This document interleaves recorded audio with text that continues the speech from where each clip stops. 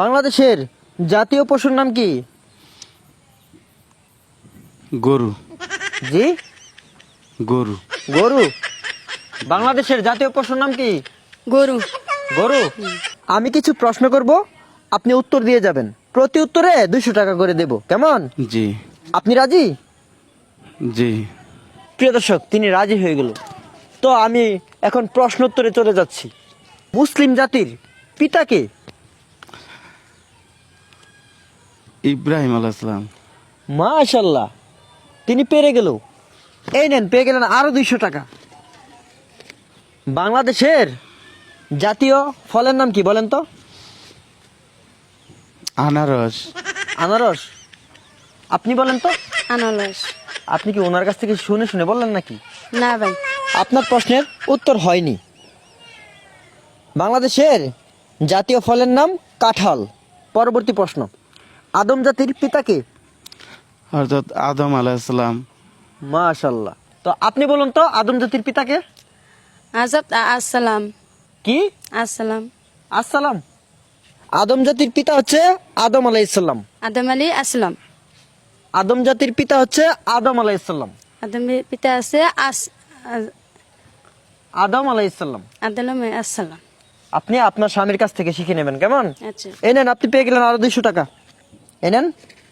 বাংলাদেশের জাতীয় পশুর নাম কি? গরু। জি, গরু। গরু।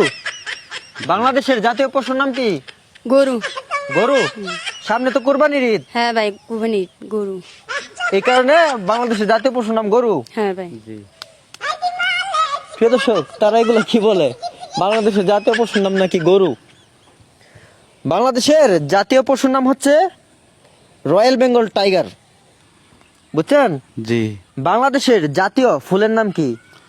মধুফুল। কি ফুল? মধুফুল। মধু ফুল। বাংলাদেশের জাতীয় ফুলের নাম কি? মধুর ফুল। মধুর ফুল। এই মধু ফুল কোথায় থাকে? মধু ফুল কোথায় থাকে? গাছ। কি গাছ? কি গাছ?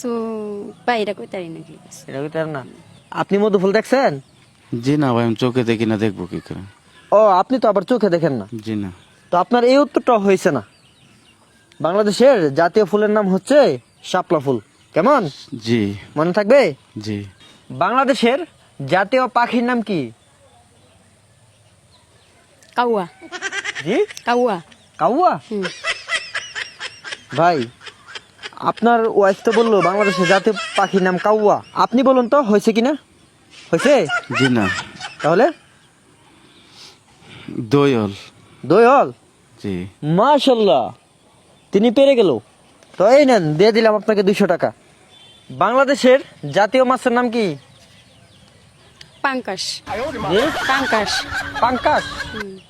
এই মাছ কোথায় থাকে? আরো। হাওরে।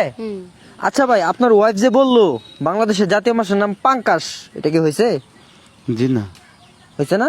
জি না। তো আপনি বলেন কি? জাতীয় মাছের নাম ইলিশ। মাশাল্লাহ, তিনি পেরে গেল। এই নেন,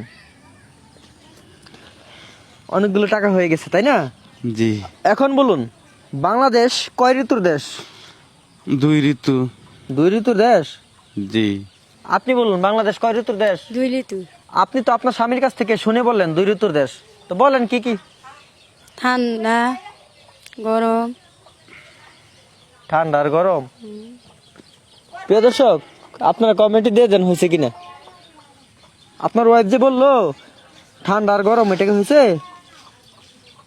জি না। তো আপনি বলেন। ভাই, যে সুদিন আর বর্ষা। সুদিন আর বর্ষা, এই 2 ঋতু, তাই না? জি।